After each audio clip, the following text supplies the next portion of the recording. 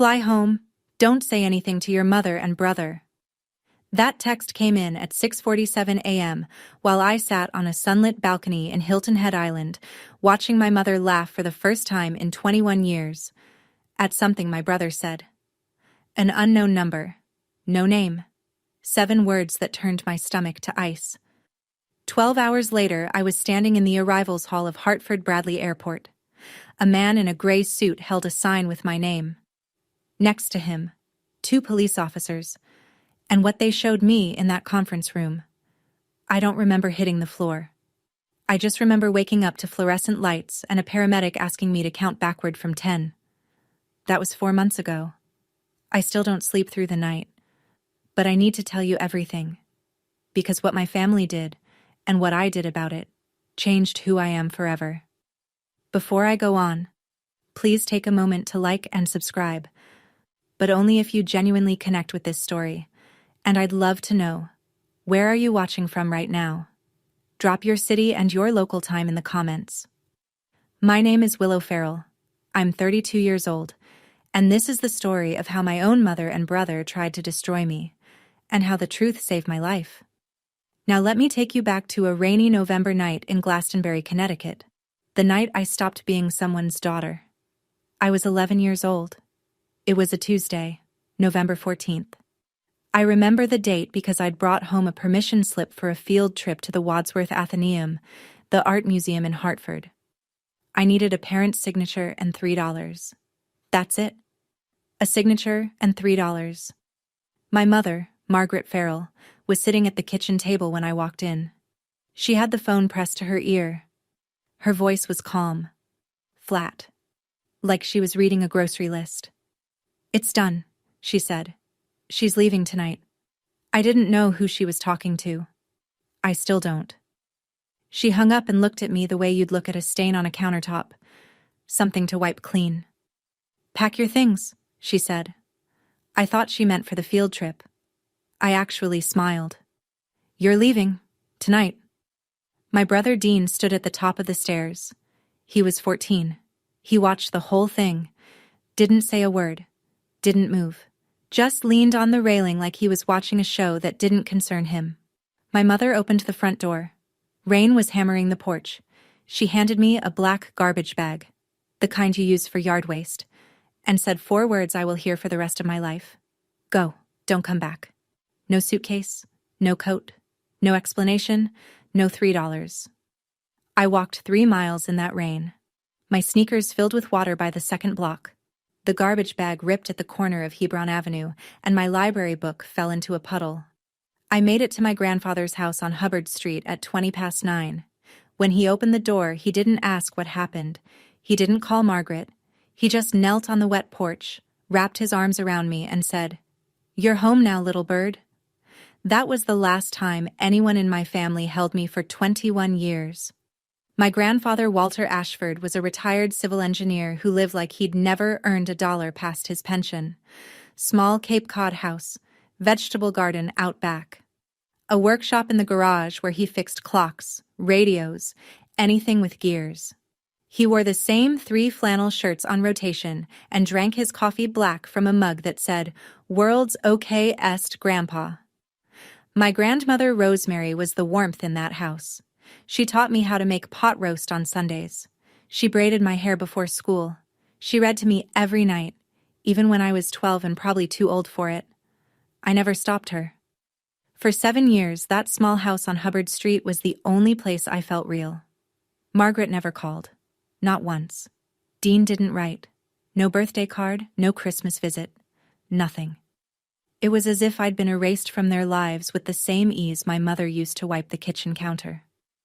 My grandfather never forced the subject, but once, when I was 13 and crying in the garage because a girl at school asked why my mom didn't come to the parent conference, he set down his wrench and said something I didn't understand until decades later. "Someday you'll understand why I'm saving the best for you. Not now, but someday." I noticed things, small things. A man in a gray suit who visited my grandfather every few months. They'd sit in the study with the door closed. I'd hear low voices but never full sentences. When I asked who the man was, Grandpa said, An old friend helping with paperwork. I didn't push. I was just grateful to have a home. My grandmother Rosemary passed when I was 16. A stroke, quick and merciful. And the house on Hubbard Street got a little quieter, a little colder. But my grandfather kept going, for me, I think. He drove me to campus tours. He proofread my college essays. He kept a locked oak box on the top shelf of his closet that he never opened in front of me. I asked him once what was inside. He smiled and said, "Your future." My grandfather died in his sleep 3 weeks before I started college. I found him on a Saturday morning, still in his flannel, one hand resting on a book about covered bridges. He looked peaceful. He looked done. The funeral was small. 6 neighbors, the pastor from the Methodist church on Main Street, a woman who ran the hardware store where Grandpa bought his nails, and then Margaret walked in. I hadn't seen my mother in 7 years. She wore black from head to toe. A silver cross hung from her neck. She moved through the church like a widow in a movie, touching pews, dabbing her eyes with a tissue, whispering, "Thank you," to strangers who offered condolences. She never looked at me. Not once. But Dean did. He walked right up to where I was sitting in the front pew, leaned down, and said something so quietly that only I could hear it. "Grandpa left everything to Mom. There's nothing for you." Then he smiled. A quick one. The kind that vanishes before anyone else sees it. After the service, a man approached me in the parking lot. Gray suit. I recognized him. The man who used to visit Grandpa's study. "Miss Farrell," he said. "My name is Thomas Mercer. I was your grandfather's attorney for 30 years. He held out a cream-colored envelope, sealed with wax. Old-fashioned, deliberate. "Your grandfather asked me to give you this when the time is right." He paused. "The time isn't now, but keep my card." I took the card. I took the envelope. I put both in my wallet and didn't touch them again. I rode the bus back to my dorm alone that night. No family left, no safety net. 18 years old with a sealed envelope I was too afraid to open, and a business card from a man in a gray suit who said, "The time isn't now." I didn't know that those 2 pieces of paper would save my life 14 years later. I paid for college the way a lot of people do. Scholarships, part-time jobs, and ramen noodles 5 nights a week. I studied computer science at UConn, graduated with honors, and moved to San Francisco with $600 and a carry-on suitcase. I didn't call it ambition back then. I called it not having a choice. By 24, I was working 80-hour weeks at a startup in Soma, writing code for an app I didn't believe in, eating lunch at my desk, and sleeping in a studio apartment the size of a parking space. Nobody in my family knew where I was. Nobody asked. But something was growing. Not resentment. Purpose. I kept thinking about the kids I'd met in college who'd aged out of foster care with nothing. No family. No guidance. No one to call when the landlord raised the rent or the car broke down or the loneliness got so heavy it pressed on their chest like concrete. I knew that feeling. I'd lived it. At 27, I built Hearthline. It was a simple platform. Match kids aging out of the system with volunteer mentors who'd show up. Not charity. Presence. Someone to answer the phone. By 30, a venture fund believed in it enough to invest. The company was valued at $47 million. On paper, I was wealthy. In practice, I was still the girl in sneakers walking 3 miles in the rain. My only real friend was Grace Kimball, a nurse I'd met at the UConn Library freshman year. She was from Brockton, Massachusetts. Direct, stubborn. The kind of person who'd tell you your haircut was terrible before asking how your day went. Grace knew everything about my past, and she had one rule about my family. "If they ever come back," she told me once over Thai food in the Mission, "it's not because they miss you, it's because they need something." I believed her. Mostly. But there's a difference between believing something in your head and believing it in the part of you that still keeps a garbage bag in the back of your closet, just in case. One night, years later, I found a line buried in my UConn financial aid records. Part of my scholarship had been funded by an anonymous educational trust. No name, no trail, just a deposit every semester like clockwork. I couldn't trace it. But I had a feeling I already knew. The call came on a Wednesday, 9:14 p.m. Pacific Time. I was on my couch in San Francisco, half watching a documentary about bridge engineering, a habit I'd inherited from Grandpa, when my phone lit up with a Connecticut area code. I almost didn't answer. I wish I hadn't. Willow? The voice was older, shakier, but unmistakable. It's your mother. Silence. Mine, not hers. I know I don't deserve this call. She told me she'd been diagnosed with early-stage cancer. She said she'd been going to church every week. She said she'd changed. She said the word sorry 4 times in 2 minutes, and each time it sounded more rehearsed than the last. Then she said the thing that cracked me open. I want us to be together. All of us. Before it's too late. A vacation. Hilton Head Island. As a family. She paused. Dean wants to apologize too. I said no. She cried. I hung up and called Grace. Cancer card? Grace said. Classic manipulation, don't go. I didn't sleep for 3 nights. I stared at the ceiling and argued with myself the way only someone who's been abandoned can argue. Half logic, half that desperate little voice that still whispers, maybe this time will be different. On the 3rd night, I picked up the framed photo on my nightstand. Me and Grandpa, sitting on his porch, the summer I was 15. He was smiling like he knew something I didn't. He'd want me to try. I was sure of it. I called Margaret back. I'll come. 3 days, not 5. I'm booking my own flight and my own room. She agreed to everything instantly. No pushback? No negotiation. That should have been my first warning. 20 minutes later, a text from an unknown number. Be careful. 2 words. No name. I thought it was spam. I deleted it. That was my second warning. And I missed it completely. Hilton Head in late September is the kind of beautiful that feels borrowed, like it can't possibly last. Spanish moss, salt air, sunset light that makes everything look like a painting someone forgot to sign. I flew into Savannah and drove the 45 minutes to the resort, a beachfront property, valet parking, the kind of place that puts orchids in the lobby and charges $12 for orange juice. Dean had booked it. I didn't ask with whose money. Margaret was waiting in the lobby. She looked smaller than I remembered. Thinner. Her hair had gone silver at the temples, and she wore a pale blue cardigan that made her look like a Sunday school teacher.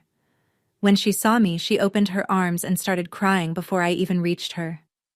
You're so beautiful, she said into my shoulder. You look just like your grandmother. Dean stood behind her, taller now, broader, a pressed linen shirt, leather watch, salon-quality smile. He extended his hand like we were meeting at a business conference. Hey sis, long time. He introduced his girlfriend, Amber Jennings. 28. Blonde hair, straight teeth, quick laugh. She shook my hand with both of hers and said, I've heard so much about you. In a voice that sounded like customer service. Dinner that first night was almost normal. Almost. Margaret talked about her church group. Dean talked about his real estate career. Amber laughed at all of Dean's jokes. Nobody mentioned the 21 years, but I noticed things. Dean asked twice what I did for a living. Then he asked if I rented or owned. Then, are you comfortable? Financially, I mean. Families should take care of each other. I gave vague answers, smiled, ate my fish, and when I got back to my room, I checked my phone. A new text from that same unknown number. Did your brother ask about money yet? This time, I didn't delete it. I took a screenshot. The next morning, Margaret suggested family photos on the beach. Something to remember this by, she said. I agreed. What harm could photos do? Plenty, it turns out, when your mother uses them as a stage. She flagged down a resort employee to take the pictures, and while the young woman adjusted the angle, Margaret leaned in and said, loud enough for everyone nearby to hear, My daughter came back to me after years of running away. She's always been the stubborn one. Running away. As if I'd left by choice. As if I hadn't been pushed out a door at 11 with a trash bag in the rain. I didn't correct her. I stood there in the sand with my arm around a woman who'd rewritten my childhood for an audience of strangers, and I smiled for the camera. Dropped half an octave. Look, I'll be dropped half an octave. Look, I'll be honest. I've hit some rough patches, a few debts, nothing major. He shrugged like a man describing a parking ticket. Have you ever thought about investing together, as siblings? I'm not in a position to invest, I said. He pivoted fast. You know Grandpa left everything to Mom, right? His house, his savings? Not a lot, honestly. He was watching my face, testing. I didn't know the details, I said. Which was true. That night, I was brushing my teeth when I heard voices in the hallway outside my door. Margaret and Dean. Low, tense. She doesn't know, Margaret said. Keep going. She's suspicious, Dean replied. Then be better at it. I pressed my back against the bathroom wall. My toothbrush was still in my mouth. My hands were shaking. I waited until the hallway went quiet. Then I picked up my phone and texted the unknown number. Who are you? 3 minutes passed. Then, someone your grandfather trusted. Morning, day 3. The last day I'd agreed to stay. Dean came to breakfast carrying a manila folder. He set it on the table between the salt shaker and the butter dish, casual as a newspaper. So, I've been looking into Grandpa's estate, he said. Turns out there's property and accounts that were never properly distributed. He opened the folder and slid a stapled document toward me. Mom and I think it's fair if we all sign this, just to consolidate things under one family trust. I picked it up. The header read, Family Trust Agreement, Ashford/Farrell Estate. I'm not a lawyer, but I've spent 5 years reviewing contracts for my company. I know what a power of attorney clause looks like when it's dressed up in family language. And this document was handing Dean full control over every asset tied to the Ashford name. I need time to read this properly, I said. It's just a formality. Dean leaned back. Mom already signed. Margaret pulled my hand back. I said I need time. Pulled my hand back. I said I need time. Dean's jaw tightened. Amber glanced at him, then looked down at her phone. Back in my room, I photographed every page and sent the images to my attorney in San Francisco. 2 hours later, he called. Don't sign anything, he said. This document would give your brother control over assets you might not even know you have. I sat on the edge of the bed. My phone buzzed. The unknown number. Longer this time. Fly home. Don't say anything to your mother and brother. There's a flight at 6 a.m. from Savannah. Take it. A car will be waiting at Hartford. Don't be afraid. I sat on that bed for an hour staring at the message. My hands were shaking. I kept thinking, what if this is a scam? What if someone is trying to separate me from my family again? But then I thought, what family? The one that kicked me out at 11? The one that just slid a trap across the breakfast table and called it legacy? I had to choose, and I chose to trust a stranger over my own blood. Would you have done the same? I still don't know if it was courage or just survival instinct. Let me know in the comments, because even now, 4 months later, I go back and forth. I set my alarm for 4:30 a.m. and didn't sleep at all. 4:30 a.m. Still dark. The resort hallway smelled like chlorine and hibiscus. I grabbed my carry-on. I never unpack fully in places I might need to leave, and took the service stairs to the ground floor. No checkout. No note. I ordered an Uber from the parking lot and watched the resort shrink in the rearview mirror as we pulled onto Highway 278. The driver was a retired schoolteacher named Donna. She asked if I was heading home. I said yes. That was the truest thing I'd said in 3 days. At Savannah Hilton Head International, I checked in for the 6 a.m. flight to Hartford. The gate was half empty. A businessman, a mother with a sleeping toddler. Me, sitting in a plastic chair with a coffee I couldn't drink, rehearsing goodbye speeches I'd never give. I texted Grace from the boarding line. Something is very wrong. I'm leaving. I'll call you when I land. Grace, bless her. Thank God. The plane lifted off at 6:05. I watched the coastline tilt and fall away. The island, the resort, the family I'd let myself believe in for 72 stupid, hopeful hours. My phone buzzed at 7:30. Dean. Where are you? Mom is worried sick. Then Margaret. Willow, please don't do this to me again. Then Dean, 1 minute later. We need to talk about the trust. It's important. 3 messages in 10 minutes. Concern, guilt, then pressure. A perfect escalation. I'd watched Margaret do this my whole childhood. The soft open, the wounded middle, the sharp close. Dean had learned well. I turned off my phone and leaned my forehead against the window. And that's when I felt it in my jacket pocket. A business card, soft with age, its edges worn to felt. Thomas Mercer, attorney at law. I'd carried it in my wallet for 14 years, transferred it to jacket after jacket, never knowing why I couldn't throw it away. Now I knew. Hartford Bradley Airport, Gate B4. I walked through the jetway with my carry-on over one shoulder and the feeling that I was about to step into someone else's story. I was right. A man stood in the arrivals area holding a small sign, W. Farrell. Gray suit, silver hair, 70-ish. Beside him, 2 Connecticut State Police officers in pressed uniforms, hands at their sides. Not aggressive, but present. The man lowered the sign when he saw me. Miss Farrell, my name is Thomas Mercer. I was your grandfather Walter Ashford's attorney for 30 years.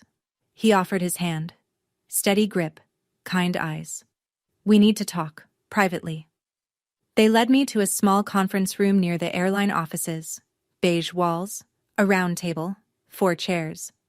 Thomas sat across from me and placed 3 items on the table with the precision of a man who'd rehearsed this moment. A bound document, a sealed envelope, cream-colored, wax seal, handwriting I recognized as my grandmother Rosemary's, and a thick folder, tabbed and labeled. Your grandfather drafted this will in 2012, Thomas said. It names you, Willow Farrell, as the sole beneficiary of his entire estate. I stared at him. That includes the house on Hubbard Street, savings accounts, investment holdings accumulated over 40 years. He paused. The estimated value is $2.8 million. The room tilted. I gripped the table. He instructed me to execute the will when 2 conditions were met. First, you turned 32. Second, your family made contact with you. Why those conditions? Because he knew they'd only come back if they found out about the money. Thomas opened the thick folder. But that's not why the police are here. He spread a series of printed screenshots across the table, text messages, between Dean and a contact saved as V. The first one read, "She's here. Room 412. If she doesn't sign by Thursday, go to Plan B." The reply, "Plan B costs double." Dean's response, "Whatever it takes." Thomas introduced the woman sitting quietly at the end of the table.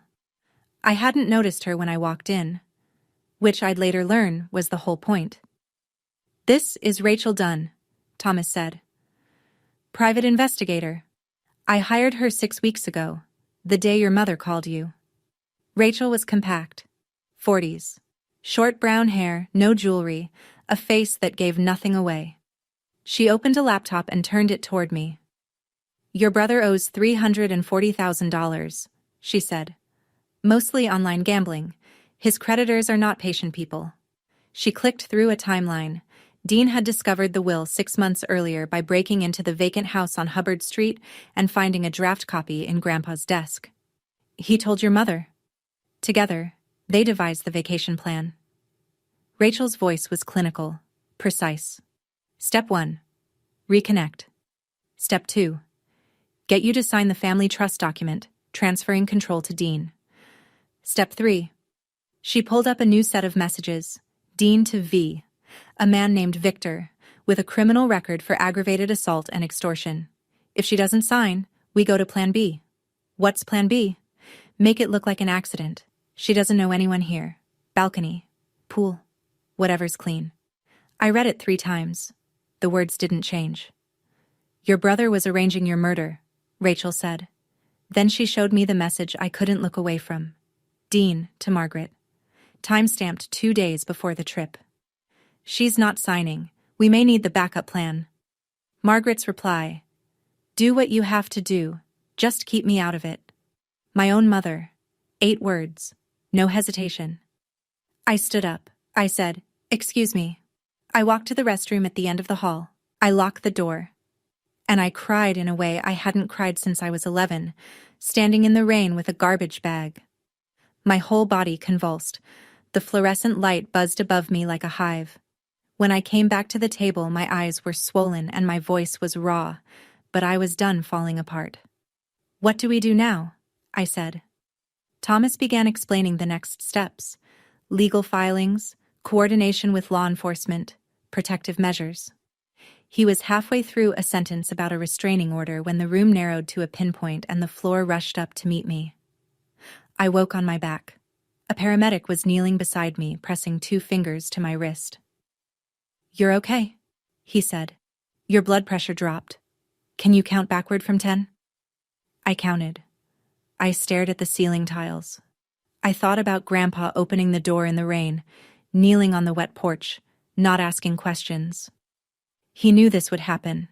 Maybe not the details. Not Victor, not the balcony, not the pool. But he knew the shape of it.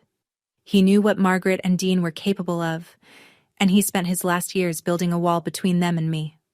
Thomas sat in the chair beside me, patient as a clock. He handed me a paper cup of water. Take your time, he said. But don't take too long. Your brother doesn't know you've left yet. I sat up, drank the water, steadied my voice. I don't want revenge, I said. I want the truth on the table. All of it. Thomas nodded like he'd been waiting for exactly those words. Then he reached into his briefcase and set down the sealed envelope. Cream-colored, wax seal, my grandmother's handwriting. The same one he'd given me at Grandpa's funeral 14 years ago. You never opened it, he said. I hadn't. I'd carried it across 6 apartments, 4 cities, and 1 entire career. It had traveled in jacket pockets and shoeboxes and the bottom of filing cabinets. I'd touched it 100 times and never broken the seal. Open it when you're ready, Thomas said. Your grandmother Rosemary wrote it the week before she passed. I slipped the envelope into my bag. Not yet, but soon. First, I had a brother to stop. Thomas arranged a room at a hotel in Hartford. Quiet, clean, away from anything with the name Farrell attached to it. Grace flew in from Boston that same night. She walked through the door, dropped her bag, and wrapped her arms around me without a word. Then she said what Grace always says. I told you not to go. I know. I leaned into her shoulder. But if I didn't go, they would have found me eventually. She didn't argue. She knew I was right. While Grace ordered room service, I couldn't eat. The machinery of consequences was grinding forward 2 states away. Connecticut State Police had coordinated with law enforcement in South Carolina. The plan was clean. Arrest Victor first at Hilton Head, then take Dean the following morning back in Glastonbury. I sat on the hotel bed while Grace dozed in the armchair. Midnight. The city hummed outside the window. I pulled the envelope from my bag. The wax cracked like a whisper. Inside, 1 sheet of stationery, pale yellow, and a photograph. Rosemary's handwriting was careful, deliberate, the kind of penmanship they taught in schools that don't exist anymore.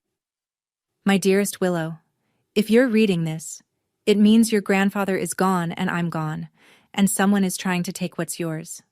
I'm sorry I couldn't protect you while I was alive, but I want you to know, you were never the problem. Your mother was broken long before you were born, and she broke you instead of fixing herself. You deserve the world, little bird. Build your own nest. Grandma R. The photograph. Me at 5 years old, sitting on Rosemary's lap, both of us laughing at something outside the frame. On the back, in pencil, 4 words. You were always enough. Grace woke up to find me sitting cross-legged on the floor, holding the photo, tears running silent and clean. She didn't ask. She sat beside me, took my hand, and stayed there. At 1:47 a.m., my phone lit up. Thomas. Victor has been arrested. He's cooperating. Your brother will be arrested at 7 a.m. tomorrow morning.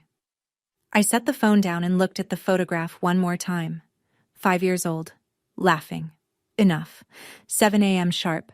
2 unmarked cars pulled up to Margaret's house in Glastonbury. Dean was at the kitchen table eating cereal when they knocked. He answered the door in sweatpants. The officers read him his rights while Margaret screamed from the porch in a bathrobe, clutching the railing like the house was sinking. I know these details because Rachel Dunn sent me a brief report that afternoon. Clean. Factual. No editorializing. That was Rachel's way. Margaret's call came 40 minutes after the arrest. "What have you done?" She was hyperventilating. "They took your brother. He didn't do anything. He hired someone to kill me, Mom." Silence, long enough to hear a clock ticking somewhere in her house. "That's ridiculous. Dean would never. You're making this up to get back at us. The police have the messages, all of them." I let that settle. "Including yours." "What messages?" I read it from the screenshot on my phone, word for word. "Do what you have to do, just keep me out of it. That was you." 10 seconds of nothing, then quieter. "That was about the trust documents, not about hurting you." "That's for the judge to decide." I hung up, set the phone face down on the nightstand, didn't pick it up again for 6 hours. Over the next few days, the pieces sorted themselves. Dean was held without bail. The nature of the charge, plus Victor's cooperation, made him a flight risk. Amber Jennings vanished. Checked out of the resort the morning of Dean's arrest, canceled her phone number, left no forwarding address. Thomas called that evening.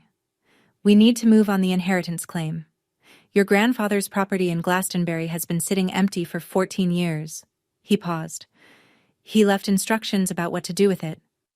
Margaret, meanwhile, had already hired an attorney.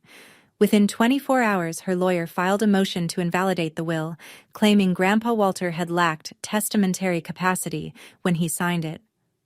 The fight for the truth was just beginning. Margaret had always been better at narrative than truth. Within 48 hours of Dean's arrest, she transformed herself from complicit mother into grieving victim. She posted on her church group's Facebook page, the one with 900 members and a shared prayer list. "My daughter is trying to steal her grandfather's inheritance and put my innocent son in jail. Please pray for our family." It worked. My phone started ringing. Numbers I hadn't seen in 20 years. Some callers were polite, cautious even. Others were not. A woman from Margaret's Bible study left a voicemail calling me ungrateful. A man whose name I didn't recognize said I should be ashamed of what I was doing to my poor mother. I didn't respond to any of them. There was no point in fighting a story that had been running for 21 years. But then a call came from someone I didn't expect. "Willow? This is Patricia Boyd. I lived 3 houses down from your mother on Sunset Terrace." I remembered her. Barely. A tall woman with garden gloves who waved from her driveway. "Your mother told everyone you ran away at 11 because you were a troubled kid," Mrs. Boyd said. Her voice was steady but thin. "I believed her for 20 years. She paused. "But last week I saw the police report." "What police report?" "The night you left. A neighbor, me, actually, called the police because I saw a child walking alone in the rain carrying a garbage bag. An officer went to your mother's house. She told him you'd gone to stay with relatives voluntarily. They closed the case." A police report. Filed the night I was thrown out. Margaret had lied to the officer's face and the case had simply disappeared. I didn't know about any of it. "I'm calling because I owe you an apology," Mrs. Boyd said. "I should have followed up. I should have looked harder. I didn't." Thomas later confirmed. Grandpa Walter had kept a copy of that police report. It was in the file alongside the will. He'd known about it from the beginning. And then Thomas told me something that broke me open all over again. "Your grandfather tried to get legal custody of you, multiple times. Margaret threatened to accuse him of abuse if he didn't back off. He chose to protect you from the shadows instead. My grandfather had fought for me, and my mother had used a lie like a loaded gun to stop him. I didn't fight back on social media. I didn't post a rebuttal. I didn't call Margaret's church friends to plead my case. Instead, I did what Grandpa taught me. I built something. Thomas filed the petition to validate the will with the Hartford Probate Court. The hearing was set for 2 weeks out. Margaret's attorney had already submitted the diminished capacity argument, claiming Grandpa Walter was mentally unfit when he signed. It was a common tactic, Thomas said, and almost always a losing one when the signer had a clean psychiatric evaluation on file, which Grandpa Walter did, dated 2 weeks before the will was signed, conducted by Dr. Alan Fielding, a board-certified psychiatrist still practicing in New Haven. Full competency confirmed. But Thomas had more. He arrived at the hotel one afternoon carrying a wooden box. Oak. Old. Brass latch. I recognized it instantly. The box from Grandpa's top shelf. The one he never opened in front of me. Your grandfather's house has been sealed since his death, Thomas said. This was in the master closet. He left instructions that I should give it to you when the legal process began. I opened it. Inside, 7 leather-bound notebooks. Grandpa Walter's handwriting.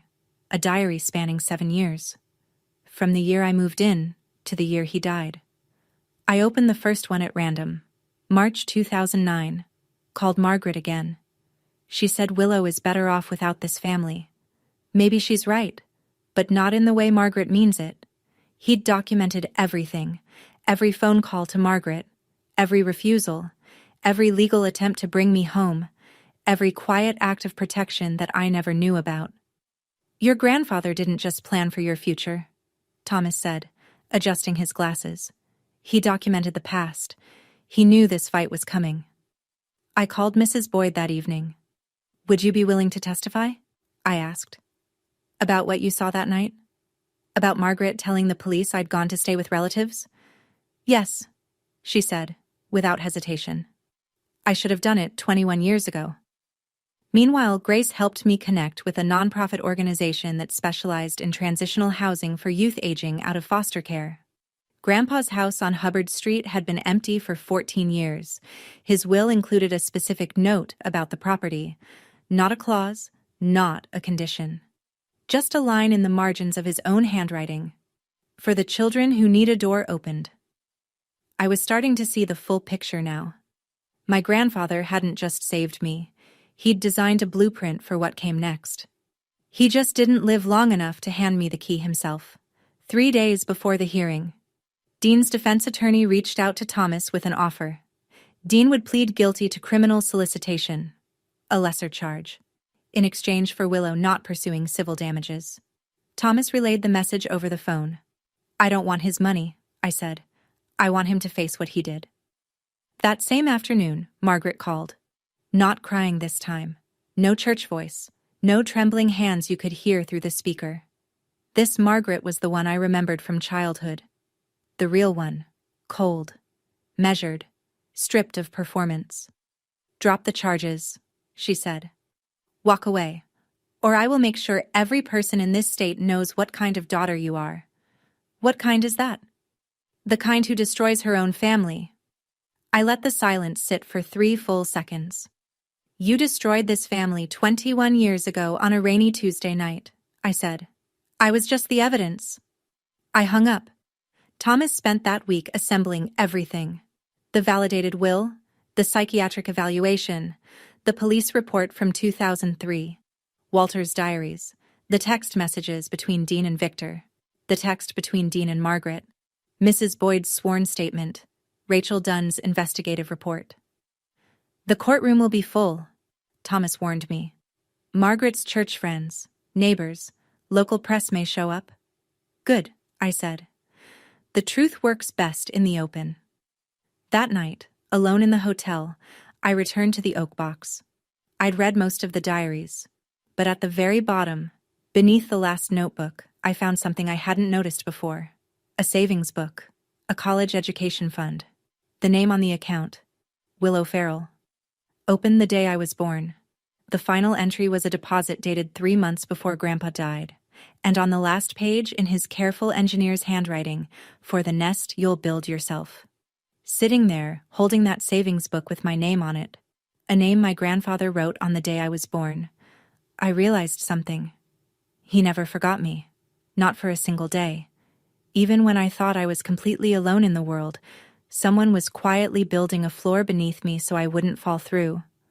I wonder, have you ever discovered, years later, that someone loved you in silence? That the luck you thought you had was actually someone's careful, invisible plan to keep you safe? If you have, I'd love to hear about it in the comments. I think we don't say these things often enough.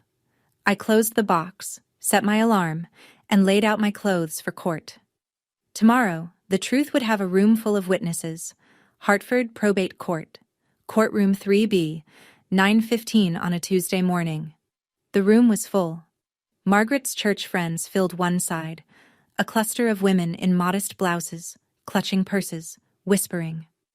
On the other side, Mrs. Boyd in a navy dress. Grace, steady as a wall. 2 reporters from the Hartford Courant with notebooks open, a sketch artist. And scattered throughout, neighbors from Glastonbury who'd come because small towns run on stories, and this was the biggest one in decades. Margaret sat at the respondents' table. Black dress, silver cross, a tissue balled in her right hand. Her attorney, a slender man with rimless glasses, shuffled papers with a confidence that would dissolve within the hour. The hearing opened. Margaret's lawyer presented the diminished capacity claim. He described Walter Ashford as elderly, isolated, possibly influenced by his attorney. He said the word confused 3 times. Thomas stood. He placed the psychiatric evaluation on the judge's bench. Signed, dated, unambiguous. Full cognitive competency, confirmed by Dr. Alan Fielding, 2 weeks before the will was executed. Then he opened the diary.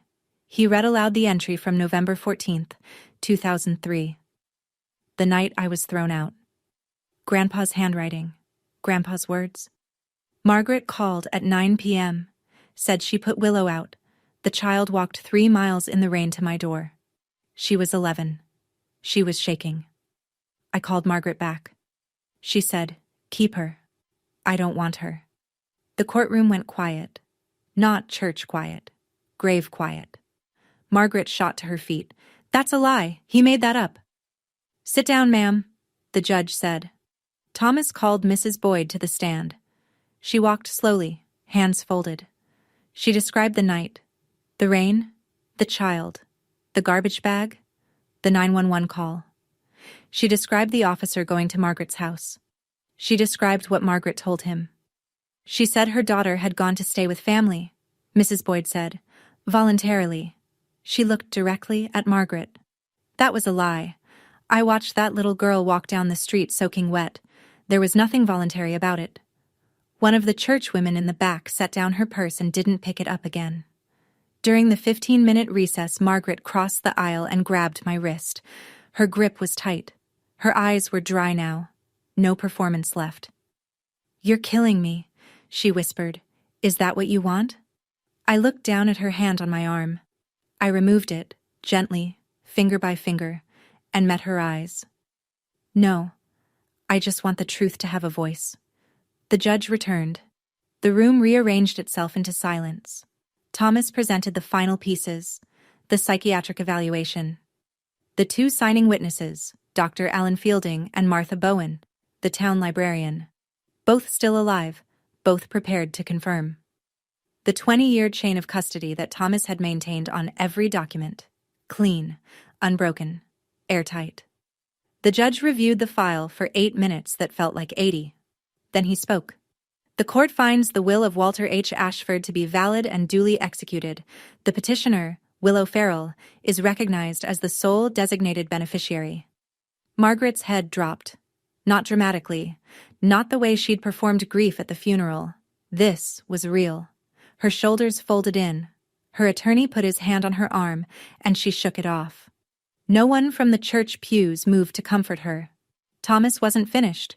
He informed the court that evidence pertaining to a related criminal matter, the conspiracy involving Dean Farrell, was being entered into the public record and forwarded to the criminal division. He presented the text messages, all of them. Dean to Victor. "Make it look natural. She doesn't know anyone here." Victor to Dean. "Plan B costs double." Dean to Margaret. "She's not signing. We may need the backup plan. And Margaret, in 8 words that echoed through that courtroom like a gunshot. Do what you have to do. Just keep me out of it. The church women stared at Margaret as if she'd removed a mask they didn't know she was wearing. A reporter scribbled so fast her pen scratched audibly against her notepad. The judge noted that the criminal prosecution of Dean Farrell for criminal solicitation would proceed separately. Potential maximum sentence, 20 years. He turned to Margaret. Ma'am, the contents of your communications may be subject to further review by the state's attorney. I'd advise you to consult your counsel. Margaret didn't move. She sat perfectly still, staring at the table, as if the world had gone on without her and she was just now noticing. I stood up, walked past her, didn't look down. You've won, she said to my back. Quiet, stripped. Happy now? I stopped. Didn't turn around. This was never about winning. I kept walking. Outside the courthouse, the September sun was almost offensive in its brightness. The world hadn't stopped. Traffic hummed. A man across the street was eating a hot dog. A reporter from the Current approached me on the steps. She was young, late 20s, ponytail, a recorder in her hand. Ms. Farrell, do you have a comment? I'd been thinking about this moment since the night I opened Rosemary's letter. Not rehearsing, deciding. What does a person say when the worst of her life becomes public record? She says what matters next. My grandfather Walter Ashford spent his life building things, I said. He built houses. He built futures. And even after he was gone, he built mine. The reporter waited. His home in Glastonbury has been empty for 14 years.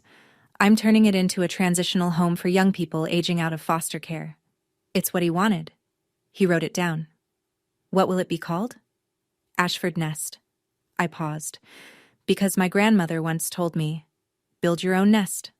Behind me, I heard Mrs. Boyd make a sound, a small intake of breath that turned into a sob she caught with her hand.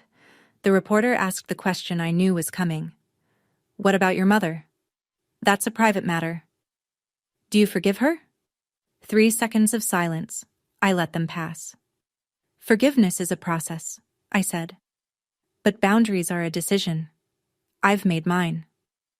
Grace stood a few feet behind me, arms crossed, smiling the way Grace smiles, more with her jaw than her mouth. She nodded once. Thomas shook my hand on the bottom step. Your grandfather would be proud. I know, I said. As the reporter walked away, Mrs. Boyd touched my arm. I want to volunteer at Ashford Nest, she said. Her eyes were red. I owe you 21 years. Then she added quietly, there are 3 other neighbors who saw things back then. We were all too scared of your mother to speak up. She straightened her shoulders. Not anymore. 1 week after the hearing, Margaret requested a meeting. She went through Thomas. I'd blocked her number the day of the trial. I agreed. Public place, neutral ground, a coffee shop on Main Street in Glastonbury called Bean and Spoke. Grace came along and sat 1 table over, pretending to read a magazine she was holding upside down. Margaret arrived without makeup. No cross necklace, no costume. She looked like a woman who'd been awake for a week, which she probably had. She'd aged 10 years in 7 days. She sat across from me and folded her hands. I'm sorry, she said. For which part? She blinked. For all of it. That's not specific enough for me to accept. Margaret started to cry, quietly this time. No audience, no performance. I watched her face and tried to tell the difference between real tears and muscle memory. I couldn't. And for the first time in my life, I realized it didn't matter. I'm not going to press charges against you separately, I said. That's not mercy. It's just not worth my energy. But here's what's going to happen. She looked up. You will not contact me. You will not visit Ashford Nest. You will not speak about me publicly. If you do, Thomas has everything he needs to pursue conspiracy charges. I kept my voice flat, steady, the way you'd read the terms of a lease. This isn't a negotiation. I'm your mother, she said. You were, I said. You chose not to be, and I've accepted that. I stood. placed $8 on the table, my coffee and hers, picked up my jacket. Willow. I walked to the door. I didn't look back. Outside, the October air hit my face like cold water. Grace caught up with me on the sidewalk. You okay? No, I said, but I will be. We walked to the car in silence. Behind us, through the window of Bean and Spoke, Margaret Farrell sat alone at a table for two, both coffees untouched, staring at nothing. The criminal trial came 3 months later. Dean's attorney advised him to take the plea. The evidence was a mountain, and Victor, the man Dean had hired, was cooperating fully in exchange for a reduced sentence. There was no angle left to play. Dean pleaded guilty to criminal solicitation. The judge sentenced him to 8 years, eligible for parole after 5. Victor received 12. I was in the courtroom when Dean stood for sentencing. He wore a county-issued jumpsuit and the kind of expression I'd seen on men in documentaries. Not remorse, just the slow dawning recognition that their story wasn't going to end the way they planned. Before the bailiff let him out, Dean turned toward me. I thought, for one heartbeat, that he might apologize, that he might say something human. I just needed the money, he said. That was it. Not, I'm sorry I tried to kill you. Not, I was wrong. Just, I needed the money. As if I were an obstacle between him and a bank teller. I said nothing. I sat. I listened to the judge close the record. I walked out into a hallway that smelled like floor wax and old coats. Margaret was not charged. The text message, "Do what you have to do. Just keep me out of it," was damning in plain language but legally ambiguous. Her attorney argued it referred to the trust documents. The state's attorney declined to prosecute. Insufficient evidence for conspiracy. But the court of public opinion had already ruled. Margaret's church group quietly removed her from the volunteer roster. Neighbors stopped returning her calls. The Glastonbury she'd curated for 2 decades, the one where she was the devoted mother and I was the troubled runaway, collapsed like a theater set after the lights come up. She sold the house on Sunset Terrace within a month and moved to a small apartment in Clearwater, Florida. Alone. Rachel Dunn's final report answered one last question. Amber Jennings wasn't Dean's girlfriend of 2 years. They'd met on a dating app 3 months before the trip. Rachel traced Amber's phone records. She'd texted Dean a photo of my passport and my flight itinerary the first night at the resort. That's how Dean knew my room number. That's how Victor would have found me. Amber was never charged. She simply ceased to exist in the story. A supporting actress who left when the production shut down. 6 months after the trial, the house on Hubbard Street was reborn. It took a crew of 14 volunteers, a contractor who gave us a discount after reading the Current article, and more coats of paint than I can count. We replaced the porch boards. We fixed the leaky kitchen faucet Grandpa had been getting around to for a decade. We sanded the hardwood floors and patched the drywall and hung new curtains in every room. I kept Grandpa's desk in the living room. On it, I placed the framed photograph of Rosemary and me, the oak box with his diaries inside, and a fresh mug of black coffee every morning, even though no one drank from it. Mrs. Boyd ran the daily operations. 4 other neighbors joined the volunteer board. People who'd spent 20 years believing Margaret's version of events, and now showed up with casseroles, cleaning supplies, and the quiet guilt of having looked the other way. Grace signed on as the health advisor. She drove down from Boston every other weekend and reorganized the medicine cabinet 3 times. My company, Hearthline, partnered as the tech arm, connecting each resident with a vetted mentor through our matching platform. We opened with 3 teenagers. The ceremony was small. No press. No ribbon cutting. Just me, standing in the living room where my grandfather used to read the paper, telling 3 young people the only thing I knew to be true. This house belongs to a man who believed in second chances. He gave me one. Now it's yours. A girl named Lily, 16, close-cropped hair, arms crossed tight against her chest like she was holding herself together, raised her hand. "Did your family throw you out too?" "Yes," I said. "And you turned out okay?" I thought about it. Not for drama, because I wanted to give her an honest answer. "I turned out honest," I said. That's better than okay. Lily uncrossed her arms. Just slightly, but I noticed. It happened on a Sunday. I was cleaning out the last of Grandpa's closet, the shelf behind the oak box, where old shoe boxes and tax folders had been stacked since the Clinton administration. At the bottom of the pile, I found a manila envelope, thick, heavy, sealed with clear packing tape and labeled in Grandpa's handwriting, for Willow, when she's ready. Inside, 17 documents.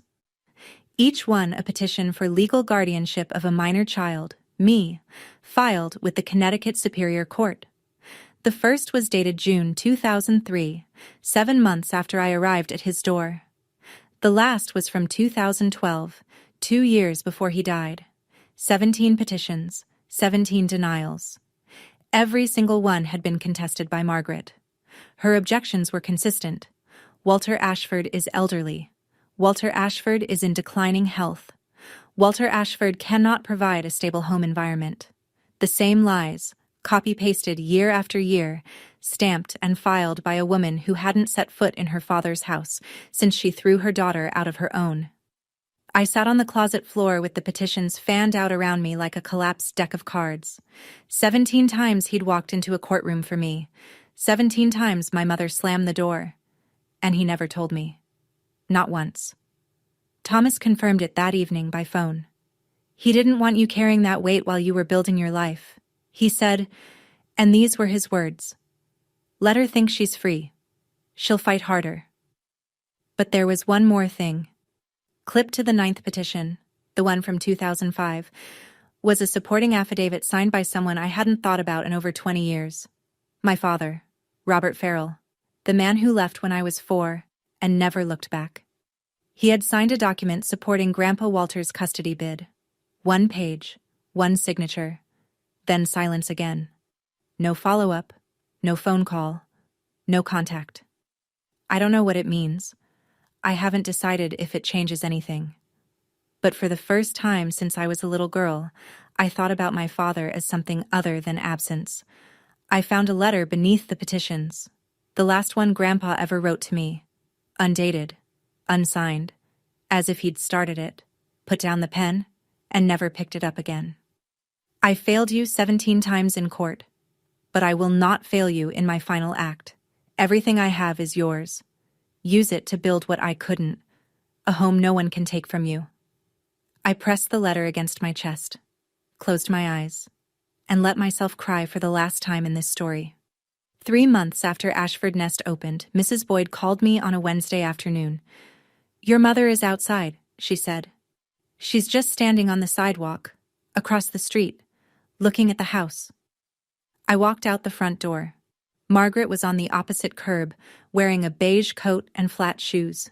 No makeup, no cross.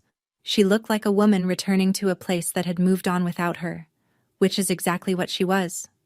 She saw me and didn't wave, just stood there, like she was waiting for permission to exist. "He gave it to you," she said. "The whole house. He gave it to the children who need it. I grew up in that house, and I was thrown out of yours. I stayed on my side of the street. She stayed on hers. We both have memories. The difference is what we do with them." Wind pushed a crumple of dry leaves between us. Somewhere inside, I could hear Lily helping a new resident find the bathroom. "Can I come in?" Margaret said. "Just once." I stood still for 5 seconds. I thought about the rain, the garbage bag, the phone call. Keep her. I don't want her. The 17 petitions, the text to Dean. I thought about all the rooms in my life that Margaret had either locked me out of or tried to break into. "No," I said. "This is their safe space, not yours." She nodded. Not dramatically, not with tears. Just a small, tired movement of her head, the kind you make when the doctor gives you the result you already expected. She turned and walked down Hubbard Street. Slowly, hands in her pockets. She didn't look back. I watched until she turned the corner and disappeared. Lily appeared behind me in the doorway. "Who was that?" I looked at the empty sidewalk where my mother had been. "Someone who lost something she can't get back." I stepped inside and closed the door. 1 year later, and the house on Hubbard Street is never quiet. There's always someone microwaving leftovers at odd hours, someone playing music too loud in the upstairs bedroom, someone sitting at the kitchen table with a textbook open and a look on their face that says, I might actually pull this off. It's not tidy. It's not cinematic. It's the kind of beautiful that comes with scuff marks on the baseboards and a chore wheel that nobody follows perfectly. 14 teens have passed through Ashford Nest. 6 have moved into their own apartments. 2 are in community college. 1 got a full scholarship to Central Connecticut State. The others are still here, still figuring it out, still learning that a safe place doesn't mean a perfect place. Hearthline crossed 3,000 mentor matches last quarter. I split my time between San Francisco and Glastonbury. 2 coasts, 2 lives, 1 purpose. I started therapy in the spring. I know, the woman who built a $47 million company from a dorm room couldn't figure out she needed a therapist. But I'd spent 20 years treating resilience like a replacement for healing. My therapist, a calm woman named Dr. Tran who drinks herbal tea and never lets me deflect, helped me understand that surviving isn't the same as being okay. Being strong doesn't mean being unbroken, she said during our 3rd session. It means healing out loud. I'm working on that. Grace visits Glastonbury every other weekend now. We cook in Grandpa's kitchen using Rosemary's recipes, her pot roast, her cornbread, her peach cobbler that never turns out right but tastes like home anyway. I hung a new photo on the refrigerator. Not Margaret, not Dean. It's me, Grace, Mrs. Boyd, Thomas, Lily, and the Ashford Nest kids, crowded together on the front porch, everyone mid-laugh. It's the kind of family photo nobody planned. It's my favorite thing I own. Thomas called on a Tuesday. I have something for you. Can you come by the office? He'd never asked me to come in person before. Everything since the trial had been phone calls and e-signatures. So I drove to his office in downtown Hartford. A 2nd-floor walk-up above a sandwich shop, which felt exactly right for a man who'd spent 30 years keeping his promises without needing a corner office to do it. He was standing by the window when I walked in. On his desk, a single envelope, cream-colored. No wax seal this time. Just my name in Grandpa's handwriting, slightly more unsteady than the last letter I'd read. Your grandfather left one final letter, Thomas said. He gave strict instructions. Deliver it exactly 1 year after the will was confirmed in court. He paused. Today is that day. I sat down. I opened it.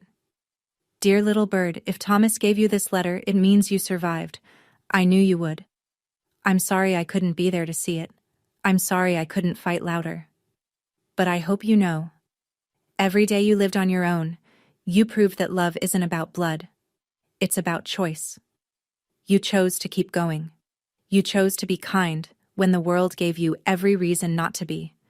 You chose to build instead of burn. I'm leaving you everything not because you need it, but because you'll use it right. Don't be angry at your mother forever. She's carrying a weight I couldn't lift for her. But don't let her carry it into your house either. Build your nest. Fill it with people who choose you back. I chose you. Every single day. Grandpa Walter. I folded the letter along its creases, placed it in my jacket pocket against my chest. Thank you, I said, for everything. Thomas took off his glasses, cleaned them with his tie, cleared his throat. It was the honor of my career, Willow. We shook hands. I held on a beat longer than usual. He let me. I walked down the stairs, past the sandwich shop, into the afternoon light, carrying a letter from a man who'd chosen me every single day, even the days I didn't know I needed choosing. That evening, Ashford Nest. Dinner was spaghetti. Overcooked, underseasoned, made by a 17-year-old named Marcus who swore he followed the recipe. Nobody complained. 2 kids argued about basketball. Lily stole garlic bread off someone's plate. Mrs. Boyd told everyone to use napkins. After cleanup, Lily found me in the hallway with her laptop. Can you help me with my college essay? What's your topic? She shrugged, looked at the floor, then at me. The people who saved me. I sat on the bench beside her. Write about the person who saved yourself. That's a better essay. She didn't say anything for a second. Then she opened the laptop and started typing. Later, I sat on the front porch. Grandpa's porch. The same spot where he used to drink black coffee from his world's okayest grandpa mug and wave at Mrs. Boyd across the street. I looked down Hubbard Street, the same road I'd walked in the rain 21 years ago, trash bag over my shoulder, sneakers full of water.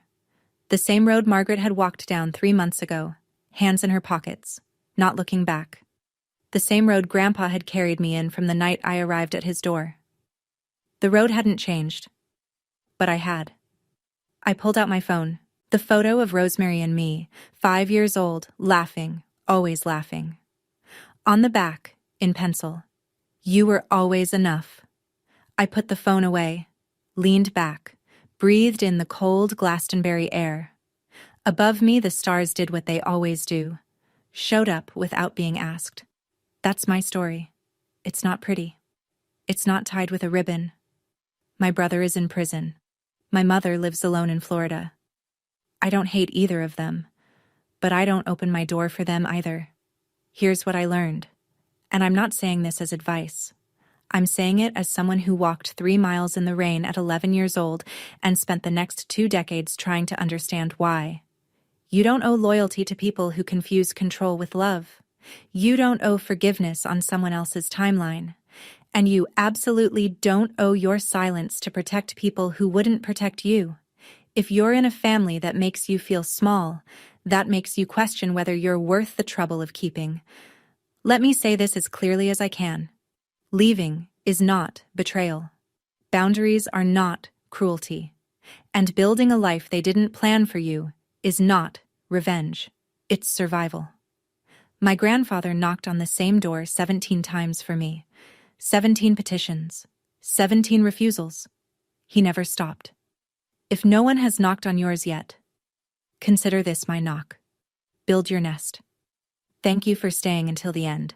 If this story touched something real in you, hit the like button and share it with someone who needs to hear it today. If you have your own story about setting boundaries with family, about walking away and finding out it was actually walking toward something, the comments are yours. I read every single one. And if you want another story about someone who refused to stay small, check the link in the description. I think you'll see yourself in it. Subscribe, and I'll see you in the next one.